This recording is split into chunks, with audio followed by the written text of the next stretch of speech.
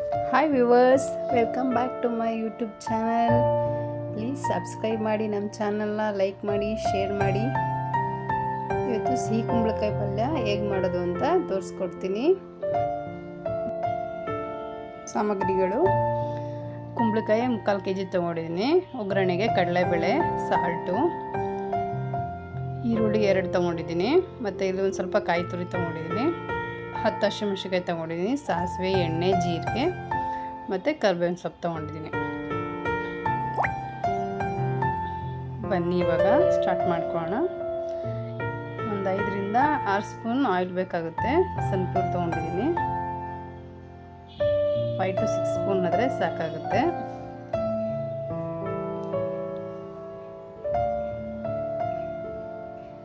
Oil ಸ್ವಲ್ಪ heat ಆದಮೇಲೆ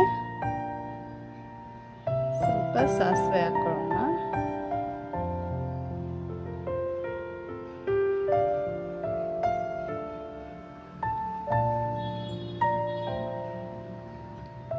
ಸಾಸಿವೆ ಒಂಚೂರು ಚಿಟಪಟ ಅಂತ ಆದಮೇಲೆ ಕರಿಬೇವು ಹಾಕೊತಾ ಇದ್ದೀನಿ.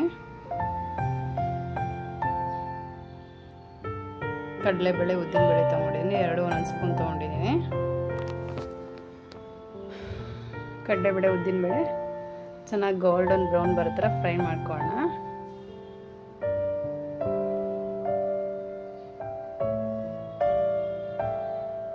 ಸಿಹಿ ಕುಂಬಳಕಾಯಿ ಹೆಲ್ತ್ ವೈಸು ತುಂಬ ಒಳ್ಳೆಯದು ಫ್ರೆಂಡ್ಸ್. ಆದಷ್ಟು ಜಾಸ್ತಿ ಬಳಸಿ, ಅಟ್ಲೀಸ್ಟ್ ವೀಕ್ಲಿ ಒನ್ಸ್ ಆದರೂ ತಿನ್ನಿ. ಇದರಿಂದ ಕಣ್ಣಿಗೆಲ್ಲ ತುಂಬ ಒಳ್ಳೆಯದು ಅಂತ ಹೇಳ್ತಾರೆ. ಬೇರೆ ಯಾವ ಥರ ಆದರೂ ತಿನ್ನೋಕ್ಕಾಗಲ್ಲ, ಅಟ್ಲೀಸ್ಟ್ ಪಲ್ಯ ಮಾಡ್ಕೊಂಡಾದರೂ ತಿನ್ಬೋದು. ಚಪಾತಿಗೆಲ್ಲ ಚೆನ್ನಾಗಿರುತ್ತೆ. ಇವತ್ತು ನಾನು ಚಪಾತಿ ಜೊತೆ ಮಾಡ್ತಾಯಿದ್ದೀನಿ. ಕಡಲೆಬೇಳೆ ಫ್ರೈ ಆಯಿತಾ?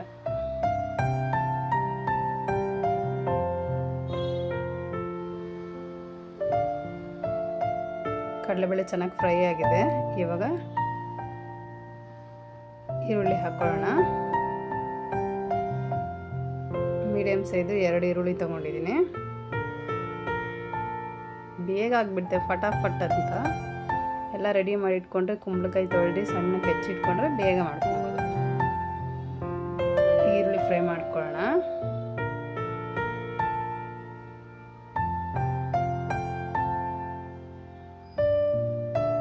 ಈರುಳ್ಳಿ ಫ್ರೈ ಆಗ್ತಾ ಇರಲಿ. ಈ ಕಡೆ ಒಂದು ಸಣ್ಣದಾಗಿ ಮಸಾಲೆ ರುಬ್ಕೊಂಡ್ಬಿಡೋಣ ನಾವು. ಸ್ವಲ್ಪ ಜೀರಿಗೆ ತೊಗೊಂಡಿದ್ದೀನಿ, 1 ಸ್ಪೂನಷ್ಟು.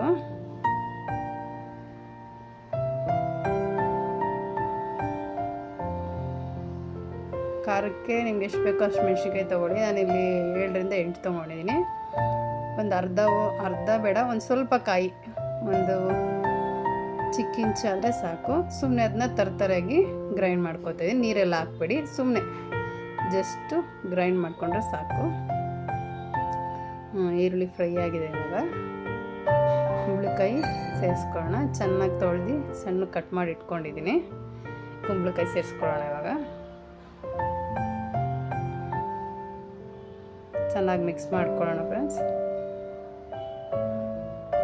ಕುಂಬಳಕಾಯಿ ಚೆನ್ನಾಗಿ ಮಿಕ್ಸ್ ಮಾಡ್ಕೊಳ್ಳಿ.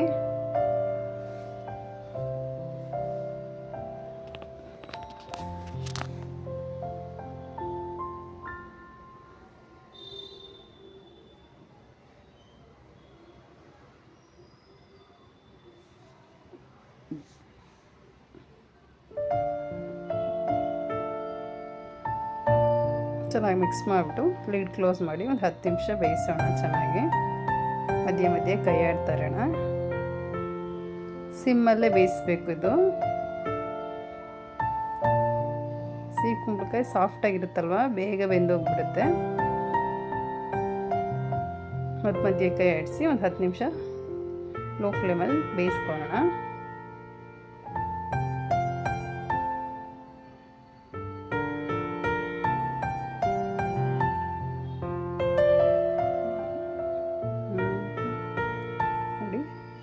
ಸ್ವಲ್ಪ ಒಂಚೂರು ಬೇಯಬೇಕು. ಆಲ್ಮೋಸ್ಟ್ ಬೆಂದಿದೆ. ಸ್ವಲ್ಪ ನೀರು ಚಿಮುಕಿಸ್ಕೊತಾ ಇದ್ದೀನಿ. ಒಬ್ಬರು ಚಿಮುಕಿಸ್ತಾರೆ, ನೀರು ಜಾಸ್ತಿ ಹಾಕ್ಬಾರ್ದು. ಕುಂಬಳಕಾಯಲ್ಲೇ ವಾಟರ್ ಕಂಟೆಂಟ್ ಇರೋದ್ರಿಂದ ಅದರಲ್ಲೇ ಬೇಯುತ್ತೆ. ಒಂಚೂರು ಚಿಮ್ಕಿಸ್ಕೊಂಡ್ರೆ ಸಾಕಾಗುತ್ತೆ ಅಷ್ಟೇ.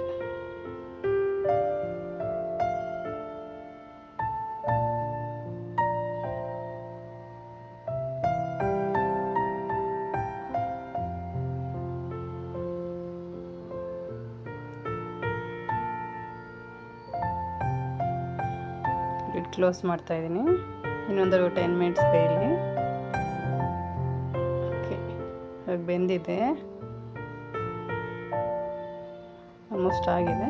ಇವಾಗ ಗ್ರೈಂಡ್ ಮಾಡ್ಕೊಂಡಿರೋ ಪೇಸ್ಟ್ ಹಾಕೋಣ.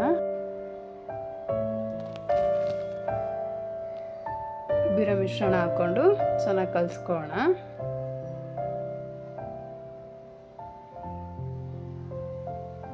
ಕಾಯಿ, ಜೀರಿಗೆ ಒಂದು 8ರಿಂದ 10 ಮೆಣಸಿನ್ಕಾಯಿ ಆದರೆ ಸಾಕು. ಖಾರ ಮೆಣಸಿನ್ಕಾಯಿ ನೋಡಿಕೊಂಡು ಹಾಕ್ಕೊಡಿ.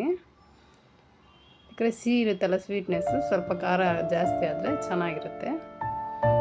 ಎಲ್ಲ ಮಿಕ್ಸ್ ಮಾಡ್ಕೊಳ್ಳಿ.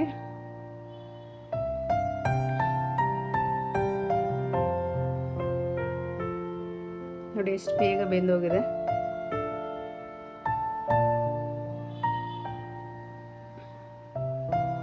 ಚೆನ್ನಾಗಿ ತಿರುಗಿಸ್ಕೊಂಡು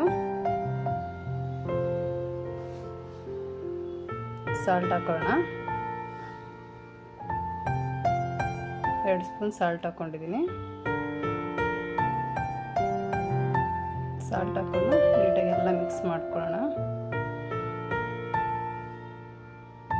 ಚೆನ್ನಾಗಿ ನೀಟಾಗಿ ಮಿಕ್ಸ್ ಮಾಡಿ